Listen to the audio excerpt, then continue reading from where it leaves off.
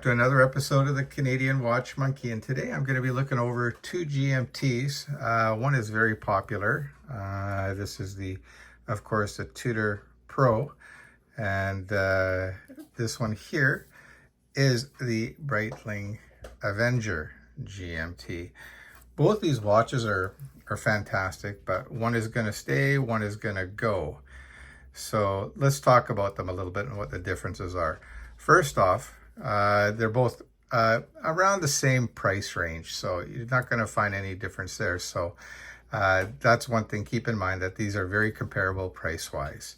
Now, the Tudor here is quite a chunky monkey in comparison, and you hear other reviewers and people talking about the thickness, and it's too thick. It's not a thin watch for sure. At 16.1, that is definitely, actually, sorry, for 14.4. So it's fairly thick compared to the Breitling here. Now the Breitling comes in, I think it's just around 13, 12 and a half.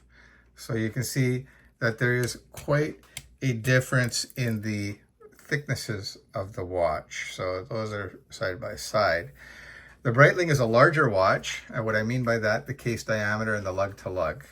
Okay, so if we take the case diameter here, it's coming in at 43.4, and the lug to lug, I think, is just over 50, if I'm correct. Hang on a sec here. Okay, so 51. Whereas the Tudor is considerably more compact. This should be coming in at 39. So let's just check that, confirm that. Yes, 39. And the lug to lug is a little bit more compact as well on this watch. And this is coming at 47.6. Now, granted, this one's on bracelet. This one is on a rubber that it never came with, but it is an authentic Breitling rubber strap. The original strap that it comes on is kind of like a sailcloth leather, and it's a really nice strap. Okay, as far as the strap world goes, this thing's great. And it's a deployant, so you just press the buttons here and it folds out. I'm not going to do that. This is still new, unused, and it also comes on a bracelet as well. I've never been a fan of the Breitling bracelets, the way they have the, let me show you on here. I don't have the bracelet now. They come at an angle, and it just kind of bothers my eye. I don't know why, it just does.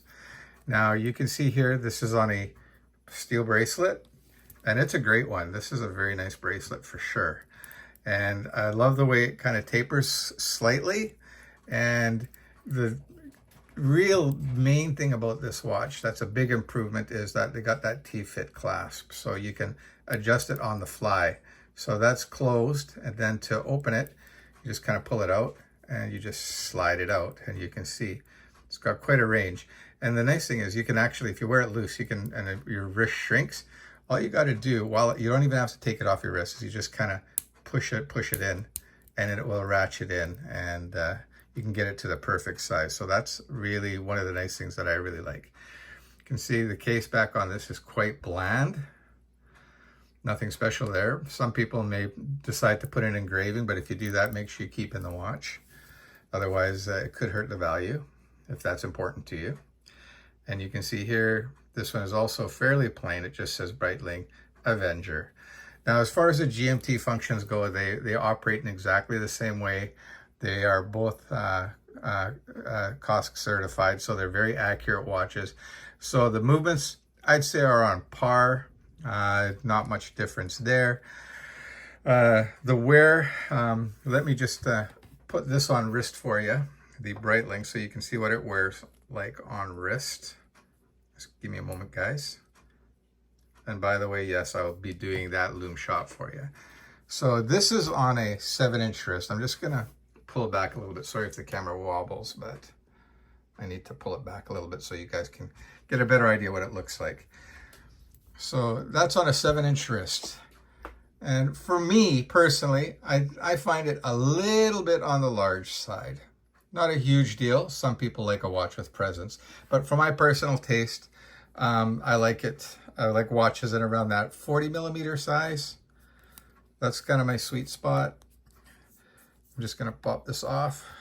It's not, the rubber's a little bit stiff, But the rubber quality on this thing is amazing. It's very thick.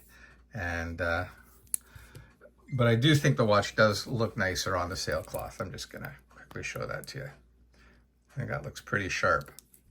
But anyways, I'll put the Breitling on the wrist, and again, it's my same wrist, 7 inches.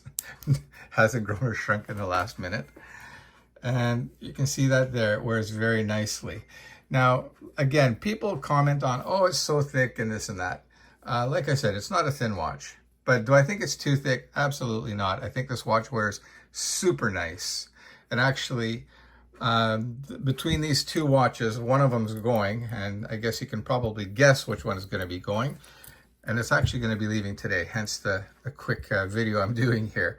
And it would be this one here. The Breitling has found a new home, and the Pro stays. I can tell you honestly, out of all my black base, I've got a few of them, this has quickly become my favorite. I really like the feel of the watch, the look of the watch. It's kind of has that vintage Lume color, like fake patina, I guess you could call it, or whatever. Wouldn't even call it that. It's just, it doesn't pop as much as the Breitling. The Breitling, you can see, is far more blingy in comparison to the Tudor. And the Tudor fits my kind of style a little bit more than the Breitling does. Hence, this one is going bye-bye. And this one is staying. But I don't know. What are your guys' thoughts? Are you a Tudor fan or not? I've had both these watches. I've had them for both a little while. And the functionality of it is great. The way the screws unscrew on both are great. The way the movements are adjusted and so on. Or I'm not going to actually do it. This is set to my wife's Filipino time, so I'm not going to mess with it. But if you're just looking for a really good GMT in around that, I'm going to say around that $3,500 to $4,000 mark here in Canada, used, that is.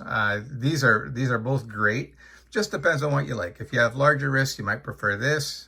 If you have slightly smaller wrists, 7 inches or so, I would go with the Tudor. Don't let the thickness sway you at all. It's not a problem, guys. Anyway, I just thought I would do that for you very quickly, just because the Breitling is going, and it's actually being shipped out this morning to the new owner. And I'm sure he's going to love this watch. It's a really nice watch, but not for me. Anyway, that's a wrap, guys. Oh, let's not forget the Lume shot.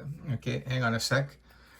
I'm just going to Lume both these watches up. Let me just turn the lights off here for you. Alrighty, the lights are off. Well, not all of them. Still got one more light to go. Okay, so I'm just going to Lume this up. And then I'll Lume that up. Hang on a sec. And then I'm going to kill the final light so you can see the Lume in all its glory. All right. Okay. So just give this Tudor another chance to get its full brightness. And here's the Lume shot.